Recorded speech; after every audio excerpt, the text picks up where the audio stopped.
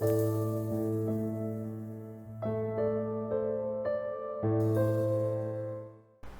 aí pessoal, tudo bem?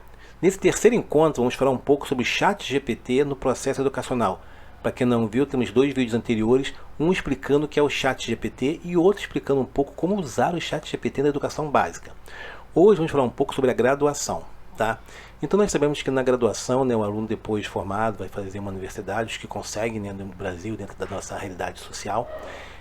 E ele vai estar lá pesquisando em vários sites, pesquisando em livros, e agora nós temos também essa inteligência artificial, né? E como eu tenho comentado com o grupo, né, a questão da inteligência artificial é justamente esses dados, como é que você trabalha esses dados, como é que você organiza esses dados, tá?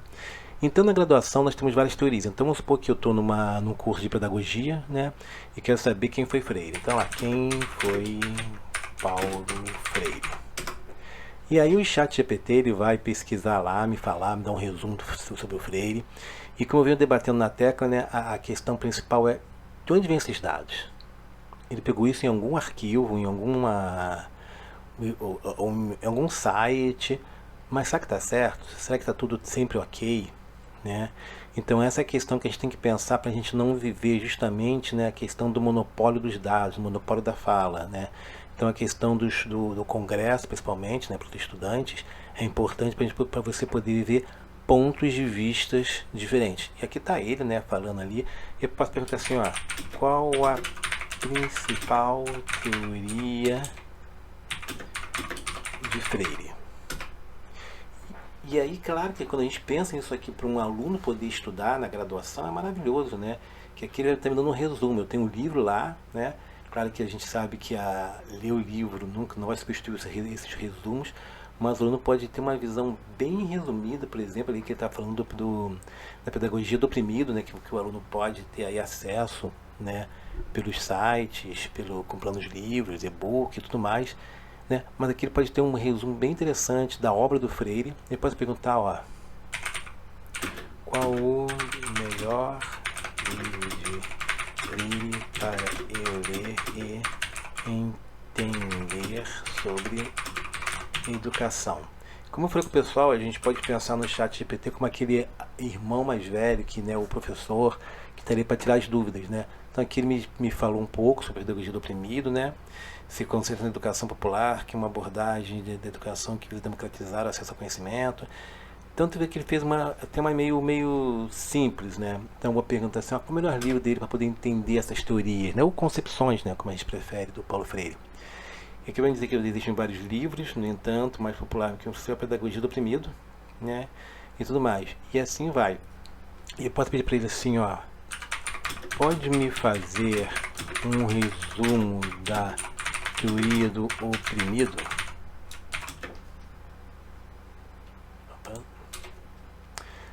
Tá, aqui está falando de outros livros do Freire, né?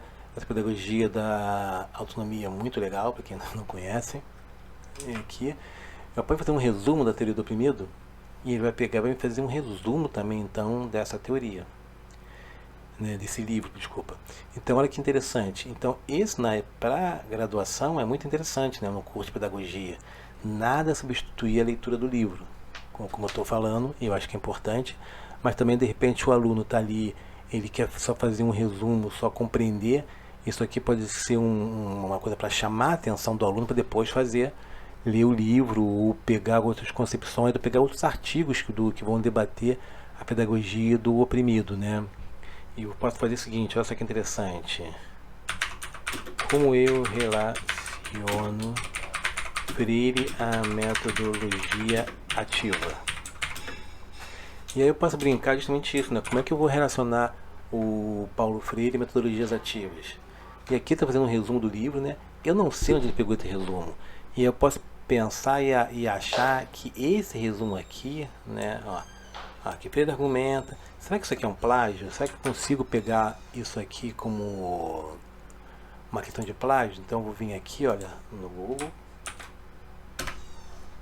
para ver se ele acha esse plágio. Então você percebe que ele não achou, né? Senão teria tudo de uma cor diferente, né? Então talvez essa é a questão que a gente está discutindo, né? Como é que ele faz isso? né? Ele pegou vários dados e o que vem discutindo desde o começo. De onde vêm esses dados? Então a gente não pode pegar e engessar isso como um único pensamento. Então perceba que ele fez aqui, né? Tá acabando aqui o resumo, né? Aqui, e eu posso justamente perguntar para ele, para juntar isso com o Freire. Será que é possível? Será que eu consigo juntar a teoria do Paulo Freire com a teoria da metodologia ativa, né?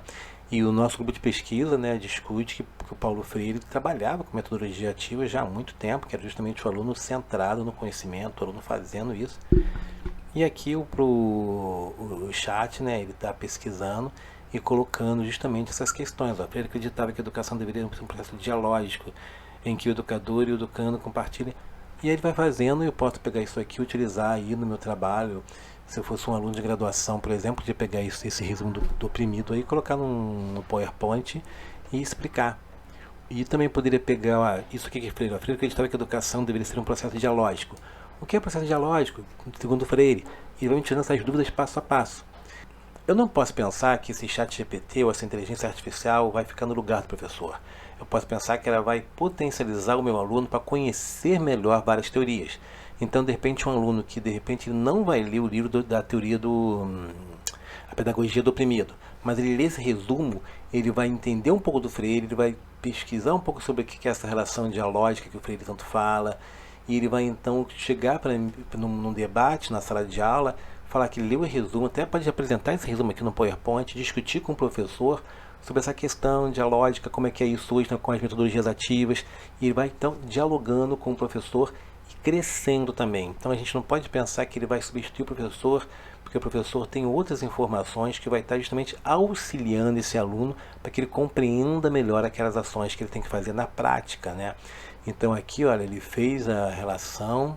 Dessa forma, pode-se dizer que a metodologia ativa e a abordagem pedagógica de Paulo Freire têm em comum a ideia de que a aprendizagem é um processo ativo e participativo. Então, perceba que isso aqui, por exemplo, é uma coisa que o meu grupo de pesquisa, né, já fala já há mais de 8 anos, né? E aqui ele está confirmando, só que eu não tenho fonte. E eu posso perguntar assim, ó, qual a fonte destes dados? E ele vai me dizer qual é a fonte desses dados. Tá vendo? Depois eu vou perguntar para ele, né? Para ele me dar uma... Olha, pode me apresentar uma frase direta de Freire sobre educação, sobre educação com a bibliografia. Então perceba que ele agora vai me dar uma frase de Freire, uma citação aqui que eu pedi, uma citação indireta, né, citação direta, só que ele não botou o número da página, ó. Pode colocar o número da página?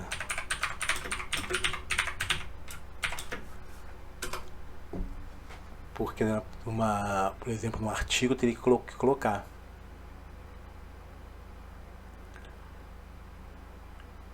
Então aqui, olha, ele me deu o número da página e tudo. Então essa questão hoje, né, que pra gente falar, o aluno lê o livro, né, porque um tempo atrás, na graduação, eu tinha que ter o número da página, levar o trabalho escrito, organizar, debater com o professor. Agora tem esse resumo. Eu posso pegar esse resumo e debater. E se o aluno tiver interesse, vai aprofundar. Claro que aqui eu estou falando especificamente da área da licenciatura. Pode ser para as artes, para matemática, para história, geografia, e o conhecimento dele vai ser em todas as áreas, tá? Então é só para a gente poder pensar como é que está essa questão desse chat GPT na graduação, tá? No próximo encontro vamos falar na pós-graduação. E olha que, gente, na pós-graduação eu acho que tem coisas bem mais complexas que na graduação, tá bom?